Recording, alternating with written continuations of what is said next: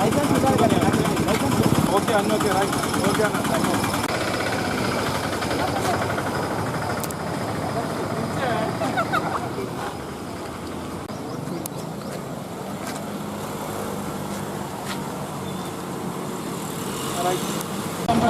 వల్లకూరు బండి నంబర్ కనబడదు.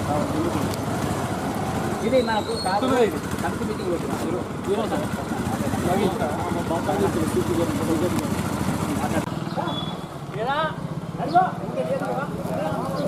తమ్మ ఎవరికన్నా ఉన్నదా? నువ్వు ఆగురు సార్, నీ సెల్ నెంబర్ నాకు తెలుసా అని కొడతారా? ఎవరన్నా కొట్టరు.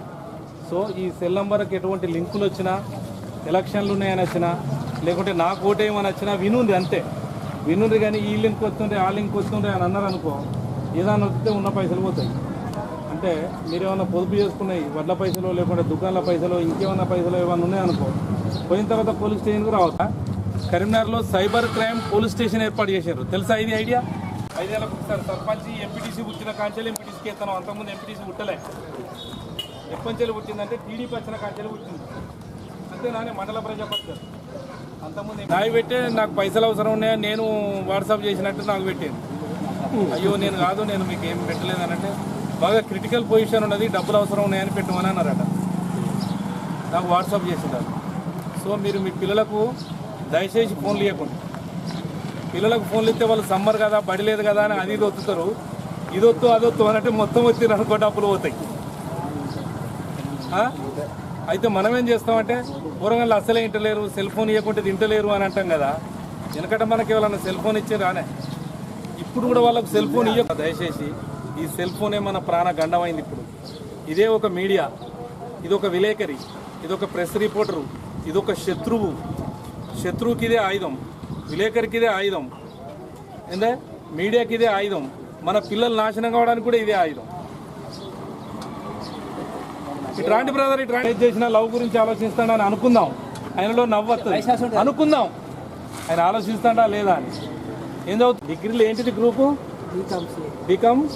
ఏ కాలేజీ? శ్రీ చైతన్య. ఏడాది? అంకమ్మతోట కరీంనగర్లా. ఒక్కటేసారి చెప్పాలి. కరీంనగర్ శ్రీ చైతన్యలో బీకామ్ సిఏ. మండలం కనగర్తి, నేను కానిస్టేబుల్. అయిపోయింది నాది మొత్తం చెప్పు. అది తప్ప నాది ఇల్లంతా మూల్యం పోతుంది. ఇది చెప్పక మొత్తం నాది కరీంనగర్. కరీంనగర్ ఏడనీది ఏం పెద్ద మనిషి ఫోన్ పేలు ఉంటాయి కదా, ఆ లింకులు లింకులు వస్తే ఉన్నాయి పోతాయి. ఏదో వచ్చినాయి, మీకు అది వచ్చినాయి, బ్యాంకు లోన్ వచ్చింది, లేకుంటే మీకు ప్రైజ్ వచ్చిందని చెప్తుంటాయి. ఆ మెసేజ్లు ఎట్టి పరిస్థితి తెలుసుకు తెలియక పోతకండి, ఉన్నాయని పోతాయి. జాగ్రత్త పడండి. నెక్స్ట్ ఇప్పుడు వచ్చేది ఎలక్షన్ టైం కాబట్టి ఎక్కడ కూడా ఉండదు. కన్ఫర్ట్ సెక్షన్ ఉంటుంది, పద్ధతిలో ఓట్ వేసుకోవాలి, నచ్చిన పార్టీకి వేసుకోవాలి.